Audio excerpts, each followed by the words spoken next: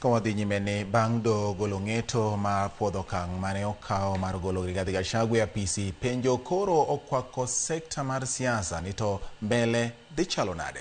Jafwambo mar Walter Nyambaga oloso gi moko kuom josiasa kod okinde ewi kit siasa to kod ahinya kaka kweth maketo sirikal tesre ne okawo kata oyudo ng'eto makamano. Ng'eto moweyo ka jatend duond bura mar DCP kendo jalup jatend piny machon Rigathi Gachagua wuotho kateng'o lwete bang' do yie kod thicho ma od bura mar Senate ne othiche godo e apisi. Seeking to quash the resolution of the Senate to impeach His Excellency Gachagua is hereby declined. Okinde mag Gachagua nyoko mor kod kit duoko manyo giyudo. Edward Muriu ma en achiel kuom okinde mag Gachagua wacho ni gin kod bok, to kata kamano geno pod nitiere e doho mar apil. Okil Maxwell Miyawa to ni kod paro mopogore kod kaka ginene ng'eto manyo okawo seche 9 kisomo nyaeth mag ng'eto 350 duto. The judges understood the law very well, but they were afraid to pronounce themselves on what the laws commands them to do. If there was no fair hearing, then the outcome was not also fair. We are going for an appeal, not because we want to be offended, not because of our personal reasons. Seche ma doho ong'ado bura, to nitie jogo mabiro bedo gi ng'ur, kata ywagruok kata mudo lak. To jogo mabiro bedo gi puoch kod pak. To an en adier ni ka en gi ywagruok moro matin kata ng'ur, ni jogo kong'ale oyale maber, oneno oyale ang'aya, chik oyiene mondo odhi e doho maduong' mamalo. Riwruok maketo sirikal tesre, moko kuomgi ne geto ni ka oponi doho dinone Rigathi Gachagua, to gin kod thuolo mar yudo sir mare ni mar ok onyal bedo e debe.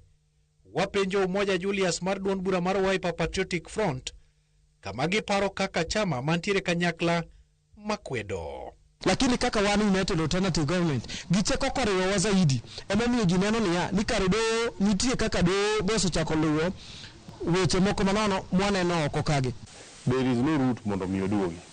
To be kwayo manche jogo tere doho opogore. Gin ne gitero kwayo doho giwacho ni gidwa ni impeachment cha ogol, to giwacho ni Gachagua bok dwa bedo deputy president. Manyiso ni gikia. Kata Gachagua e case ne no bwacho nango odwa no chule for the rest of the term, kata no be declared ni en a former deputy president mano ko bedo impeached.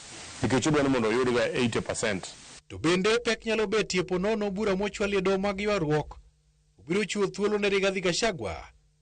Geno mar kanyakla margi dhi chalo nade. He will remain the glue of the united opposition, and he will remain the kingpin to ensure the mountain votes are given to one person whom we shall be able to agree, and we give it to him. Atiba Masando wacho ni Migosi Gachagua ok nyal bedo e apisi moro amora mar bad sirikal Kenya ka.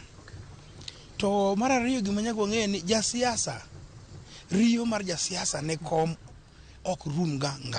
Nwasetimo National Delegate Congress. Muagolo Mheshimiwa Stephen Kalonzo Musyoka mondo dhi okonyo mondo dhi olar ker mar Kenya 2027. Nyoro nywa romo ol Serenika mondo mwachak wasidhi ayanga nikech jo Kenya sani dware mondo dhi olar gicha. Jo DCP pok gigolo ng'ato. Kineno jok motero modhi gi Gachagua kacha. Jogo Kalonzo kata wakili wa Kalonzo mantiere kacha chama gidene. Gin gidwa ni ng'ano dinne. Nikech gidwaro ni mondo oyie o support Kalonzo. Mano mokwongo. Gachagua ng'ine ni ng'ama divisive. En ng'ama kelo keyo ji. Makara jogo ng'eyo. Gimbe gimoro mani mondo timbe nade. Mondo dinne. To en bende gichotimo politically nikech odwa ni mondo oket hopes mag ji. Supporters ne. Ne ng'ato cha inyalo yiene mondo run for president. Ng'ato cha mondo yiene mondo run for president. To kipenjo kata true supporters mag Gachagua. To gote Gachagua ber siasa. To kom to kotimore nade. Ok obergo. Jotelo go siro loso chike mag thicho jalup jatend piny kod kaka gwelo pa jopiny bende osebedo kitimo kod od bura. Ni mar kopogore kod Rigathi Gachagua, katiba odongo, to kendo siasa bende odongo. Telo bende odongo, to kata mana chike bende ogoyo kang'. Bunge masani wadakalo chik mar public participation to define kako onego bedi. Koro aparo ni kodhi nyaka mbele kamano jo kizungu wacho no dhi create no gimiluongo ni jurisprudence manyiso ni koro onyalo bedo gi presidents ma onyalo refer to. Jokanyanam wan kanyakla kuom Rigathi Gachagua wa Monyoro Iwinjo mera. Walter Nyambaga, Ramogi